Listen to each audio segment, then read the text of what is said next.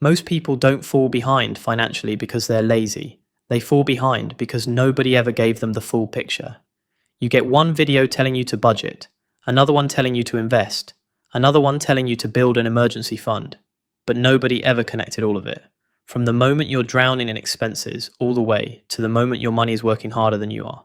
So that's what this video is, one complete roadmap.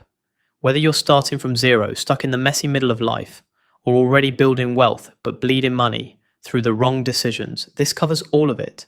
Let's get into it. Find your freedom figure.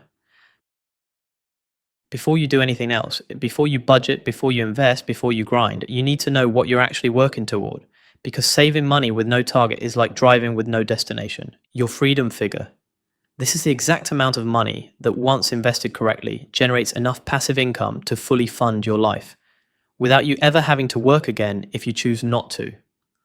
Write down every major life expense you want: housing, car, travel, food, and bills, entertainment. Add them up.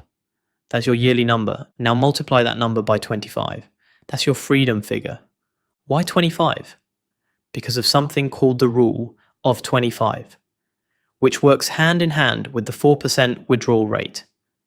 If your money is invested and generating more than 4% a year, which the S&P 500 has historically averaged well above, you can withdraw 4% annually without ever touching the principal. Your money keeps growing. You keep living. The nest egg never runs out. For example, if your lifestyle costs $75,000 a year, your freedom figure is $1,875,000. That's your number. Write it down. Everything from here is about getting there. Get control of your cash flow. Now we get practical, and this is where most people need to start because you cannot optimize what you don't understand. You need to know exactly how much money is coming in and exactly how much is going out. Not roughly, not approximately, exactly. Track your spending for 30 to 60 days. Identify 3 buckets: fixed expenses, rent, subscriptions, insurance that don't change; flexible expenses, groceries, gas, dining that move around; and leaks, the stuff you forgot you were even paying for. You don't need to go extreme. No harsh restrictions. Instead, create soft rules. If you discover you're spending $150 a week eating out instead of the $50 you thought, don't ban yourself from restaurants. Just set a guardrail, once or twice a week instead of 5. That single adjustment could save you $4,000 a year. And focus on the big 3 first.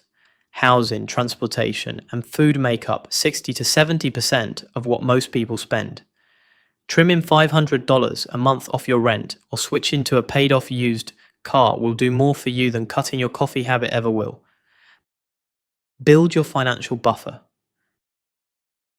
Before you take any financial risk, before you invest a single dollar, you need a buffer, an emergency fund.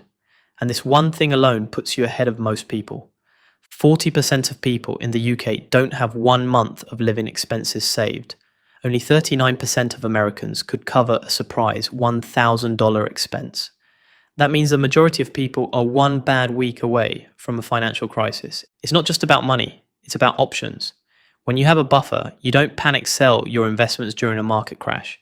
You don't rack up credit card debt when your car breaks down. You don't make desperate career decisions because you're terrified of losing your income. A buffer buys you time, and time buys you options. Start small, save $500, then build to 1 month of expenses, then 3, then 6. Keep it in a high-yield savings account. Completely separate from your spending account. Treat it like it doesn't exist until you actually need it. Invest consistently, even if it feels small. This is where the real wealth gets built, and the most important word in investing isn't how much, it's consistently. They wait. They wait until they have more money. They wait until the market looks safer. They wait until they feel ready. And while they wait, time, their single most valuable asset, slips away. Investing $1,000 a month starting at age 20 versus starting at age 30 is the difference of hundreds of thousands of dollars, sometimes over $1 million, by retirement, not because of the amount, because of the time. So start now. Even $25 a week, even $10. The habit matters more than the amount early on. Automate it so the decision is removed entirely. Set up a recurring transfer into your investment account before you touch your paycheck. And keep it simple. You don't need 40 stocks. You don't need complex strategies.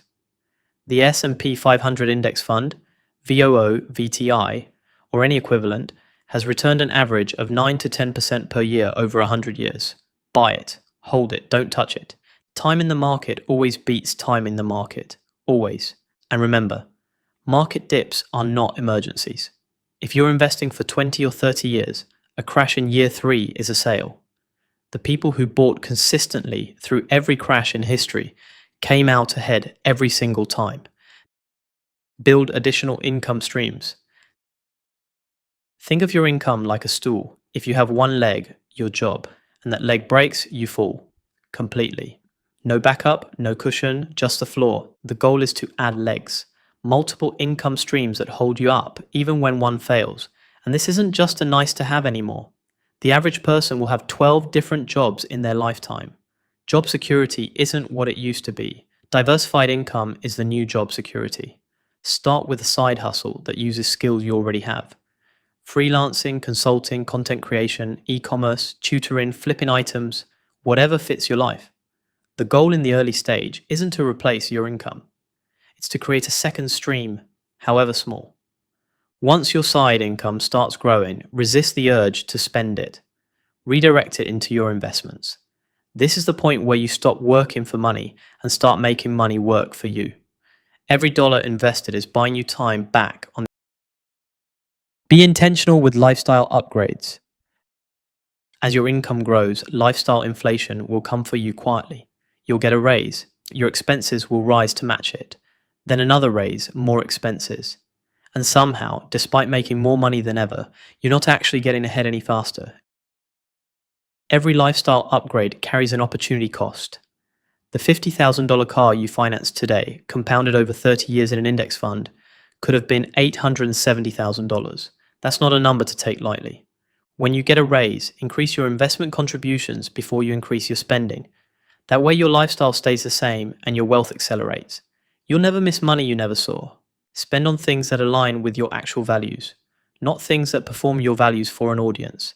That's the difference between freedom and the illusion of it. Know your numbers. At any point in your financial journey, you should be able to answer 3 questions without hesitation. What is your savings rate? Take what you earn, subtract what you spend, divide the difference by your income. What is your net worth? Add up everything you own, bank accounts, investments, property, any equity. Then subtract everything you owe. Loans, credit card balances, mortgage. The difference is your net worth. Track it quarterly. Watching it grow is one of the most motivating things you can do for your financial consistency. And before the year ends every year, do a full financial review. Take stock of your cash. Check your emergency fund. Review your big 3 expenses.